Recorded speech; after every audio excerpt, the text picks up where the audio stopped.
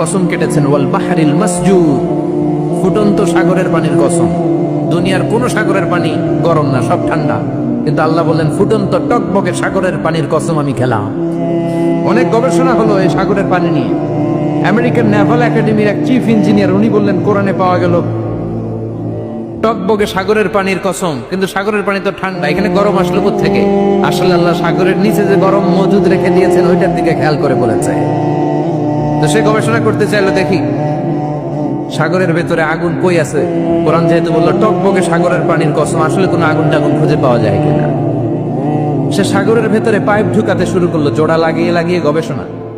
তো পাইপ যেতে যেতে অনেক সাগরের গভীরতা শেষে তলা পাওয়া গেল।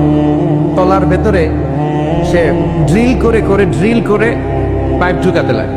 সে পেয়ে গেল মাটির স্তর, এরপরে পাললিক শিলার স্তর। পৃথিবীর ভিতরে কিন্তু অনেকগুলো স্তর আছে জানেন। এই যে পানিগুলো আমরা নষ্ট করি, এই পানি কিন্তু খাই, আমাদের পেশাবই আমরা খাই।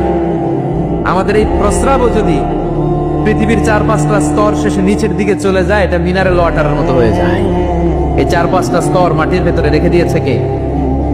পাললিক শিলা, রূপান্তরিত শিলা, আগ্নেয়গিরির শিলা। এরপরে যখন সে পাইপ ঢুকাতে শুরু করেছে, সে দেখতে পেল এই পাইপগুলো গলে গলে গলে গলে পানি হয়ে যায়। এত আগুন, এত গরম। সে অবাক, পৃথিবীর ভিতরে এত আগুন আসলো থেকে। তো এই আগুনের টেম্পারেচারটা কতটুকু পাওয়ারফুল এটা চেক করার দরকার আছে না নাই? সে বলল I need fire proof pipe, bring from America থেকে ফায়ার প্রুফের পাইপ আনো, পরীক্ষা চালায় দেখি। ফায়ার প্রুফের পাইপ আনা হলো, এবার ফায়ার প্রুফের পাইপ ঢুকাইতে শুরু করছে। সাগর শেষে তলা, পাললিক শিলা, রূপান্তরিত শিলা, আগ্নেয়গিরির শিলা। ওই আগ্নেয়গিরির শিলার পরে যখন ফায়ার প্রুফের পাইপ ঢুকাতে শুরু করেছে, যেই পাইপে আগুন ধরে না, সে দেখতে পেল ফায়ার প্রুফের পাইপগুলো গলে গলে ধোঁয়া আর পানি হয়ে যায়। তাহলে এই সবুজ কার্পেটিং এর নিচে আগুন আছে না নাই? এই আগুন মজুদ করে রেখেছে কে?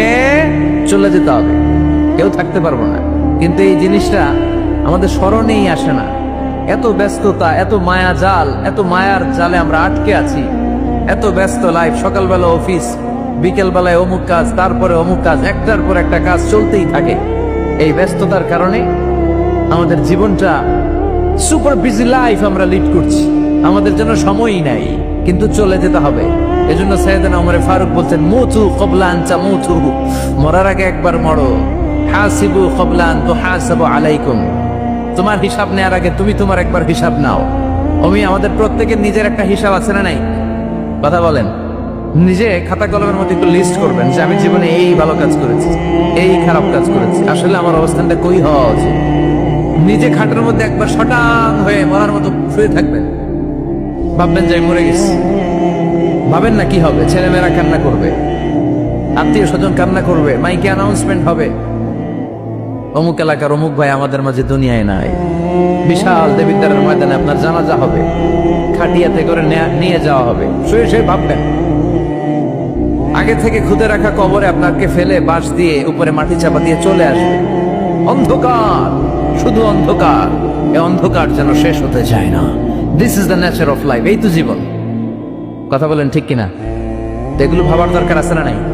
বিশ্বনবী বললেন এই সূরাটা এমন সূরা মানিআতুন মিন আযাবিল কবর। এই সূরা মুলক যারা তেলাওয়াত করবে তাদের কবরে কোনো আযাব হবে